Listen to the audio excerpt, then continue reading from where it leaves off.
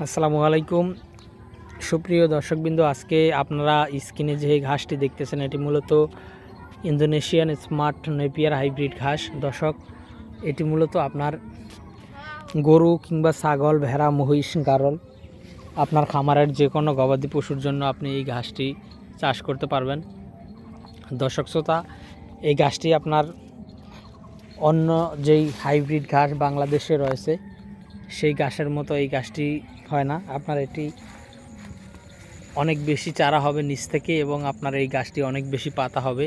সেটি আপনারা তো দেখতেই পাচ্ছেন যে আসলে দর্শক কী পরিমাণে পাতা এই ঘাসে হয়ে থাকে, যেটি আপনার অন্যান্য নেপিয়ার ঘাসের থেকেই অনেকটাই এই গাছটিতে পাতা বেশি হয়, যার কারণে আপনার গরু কিংবা ছাগল, ভেড়া, মহিষ, গারল যে কোনো গবাদি পশুই এই গাছটি আপনার মেশিন ছাড়া খাওয়ানো সম্ভব হয়।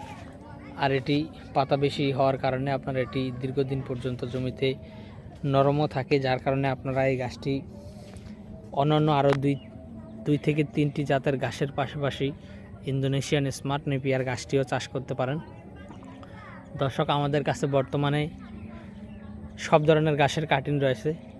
আপনি যদি স্মার্ট নেপিয়ার ঘাসের কাটিং সংগ্রহ করতে চান সেটা তো রয়েছে, জারা ঘাসের কাটিং রয়েছে, এলিফ্যান্ট হাইব্রিড ঘাসের কাটিং রয়েছে, জাঞ্জিবার যে নতুন ঘাস এসেছে সেই ঘাসের কাটিং রয়েছে, তাইওয়ান হাইব্রিড নতুন ঘাস সেই ঘাসের কাটিং রয়েছে। দর্শক, গুয়াতিমালা ঘাসের কাটিংও আমাদের কাছে রয়েছে, সেই ঘাসের কাটিংও আমরা দিতে পারবো।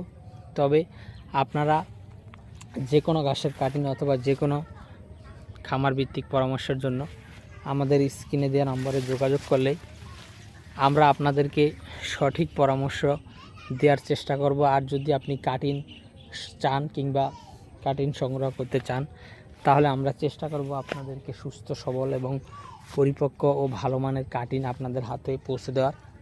তো দর্শক, আজকে এখানে শেষ করলাম। সকলকে অসংখ্য ধন্যবাদ।